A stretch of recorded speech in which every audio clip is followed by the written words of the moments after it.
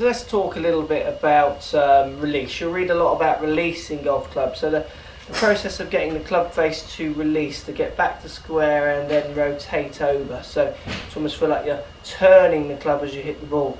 It's something that so many golfers don't do, and if you don't release, you're going to find that you hit lots of balls off to the right, and you're even going to start slicing across the balls, hitting from out to in, to try and compensate for the fact you don't release, which will just put heavy slice spin on it. So a good release, you'll see it in all golfers. What you're going to see from all good golfers who are hitting straight, powerful shots is as they hit the ball, they're hitting the ball with their hands together, elbows quite close, and then the elbows continue to stay close on the way through.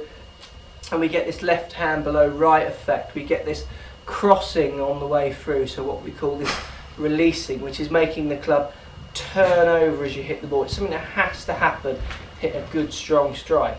Now, the best way of thinking about your release to make it happen, if you're someone who tends to lose the ball off to the right and you don't think you make much of a release, I mean, in my day-to-day coaching, I don't see many people making too much of an aggressive release or even a decent enough amount of release. Most people tend to under-release and slice the ball off to the right.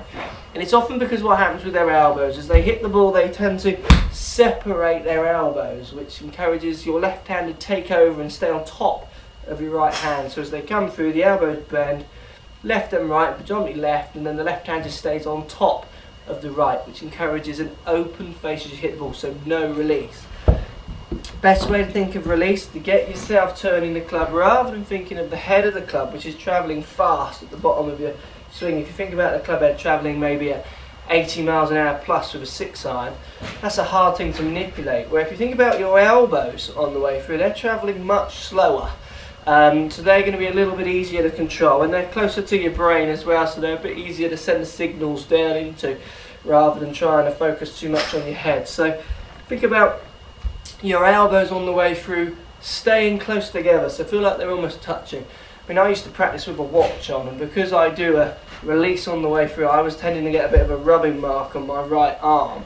So I don't practice with a watch on, because it encourages me not to get a good release where my elbows come together and my hands cross over. So think about your downswing and hitting the ball on the way through, and trying to push your elbows together on the way through.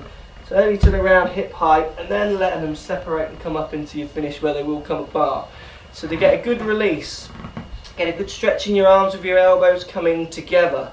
Get rid of your elbows breaking, which keeps the club open on the way through. You want to feel elbows together on the way through, which will encourage a successful release. If you're releasing well, it's going to encourage you to hit through the ball. Hitting through the ball, you're going to hit better strikes, straighter shots. So on the way through, elbows together, good release for better golf. Let me know how you get on, guys. Post any comments down below.